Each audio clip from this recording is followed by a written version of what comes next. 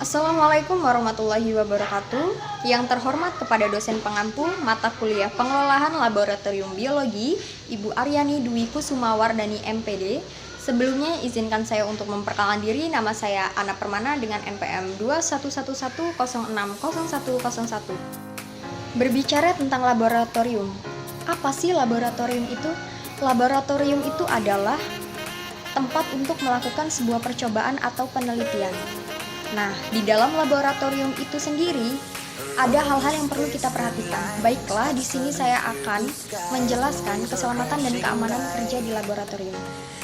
Ada beberapa simbol-simbol keselamatan kerja di dalam laboratorium. Yang pertama yaitu ada flammable material atau mudah terbakar. Beberapa bahan kimia yang bisa dibeli dengan simbol api ini yaitu ada alkohol, keton, dan gas etunam. Cara untuk memperlakukan bahan kimia yang mudah terbakar yaitu dengan meletakkan bahan tersebut jauh dari sumber api atau logam yang bisa menghantarkan panas. Yang kedua yaitu ada explosion risk atau mudah meledak. Bahan yang mudah meledak ini yaitu ada anonium dikromat atau nitroselulosa. Cara melakukan bahan kimia tersebut yaitu dengan disimpan di dalam kondisi basah dan dihindari dari panas atau sumber api. Pastikan juga bahan tersebut tidak mengalami goncangan atau gesekan.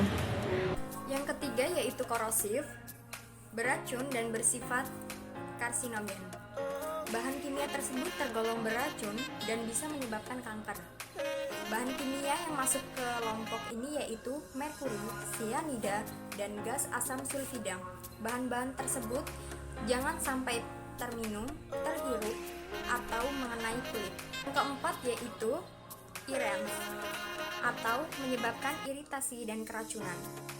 Bahan kimia tersebut antara lain kloroform, natrium hidroksida, butolan, uap bromid, hidrogen peroksida, dan gas klorin.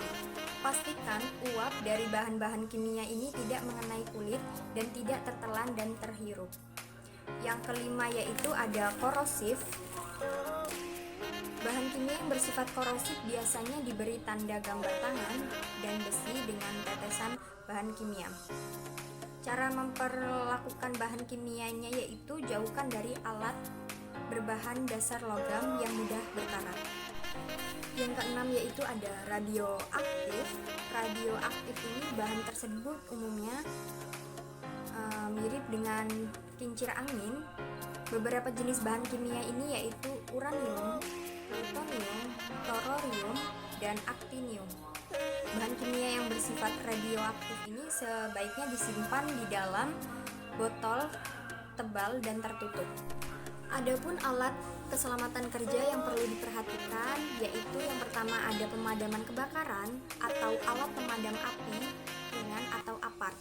Yang kedua ice shower, yang ketiga water shower, yang keempat kotak P3K, yang kelima jas lab, yang keenam peralatan pembersihan dan lain-lain. Adapun prosedur keselamatan kerja di dalam laboratorium yang pertama yaitu mengenakan alat keselamatan kerja, yang kedua melepas perhiasan yang mudah rusak apabila terkena bahan kimia, yang ketiga menggunakan alat dan bahannya yang sesuai, yang keempat membersihkan atau membuang kotoran setelah bekerja di laboratorium, yang kelima membersihkan meja kerja, yang keenam cuci tangan dengan sabun dan air mengalir sampai bersih.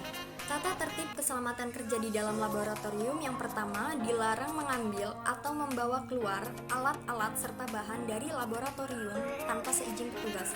Yang kedua, orang tidak berkepentingan dilarang masuk. Yang ketiga, gunakan alat dan bahan sesuai petunjuk praktikum. Jangan memulai sebelum memahami bahan-bahan kimia, alat-alat, dan cara pemakaiannya. Yang keempat, mengenali semua jenis keselamatan kerja dan letaknya. Yang kelima, pakai jas lab saat bekerja. Yang keenam, usahakan tidak sendirian di dalam lab agar tidak terjadi kecelakaan. Adapun keselamatan kerja yang perlu kita perhatikan di dalam melakukan suatu percobaan yaitu yang pertama, bila terjadi kebakaran besar karena bahan kimia atau konsleting, segera bunyikan alarm tanda bahaya atau hubungi petugas laboratorium. Jangan langsung disiram air, tapi gunakan hidran untuk memadamkan api. Hindari penghirupan asap. Bila kebakaran meluas, segera panggil petugas pemadam kebakaran. Apabila terdapat kecelakaan, yang pertama, jangan panik. Apabila terdapat korban itu harus dikeluarkan dari lab agar mendapatkan oksigen. Ketiga, ikuti prosedur penanganan kecelakaan yang baik dan benar. Yang keempat, cari bantuan petugas laboratorium. Baiklah, itulah tadi penjelasan dari saya tentang keselamatan dan keamanan kerja di dalam laboratorium. Semoga bermanfaat dan dapat menambahkan wawasan untuk kita semua. Baiklah, saya akhirul kalam wabillahi taufiq wal hidayah. Wassalamualaikum warahmatullahi wabarakatuh.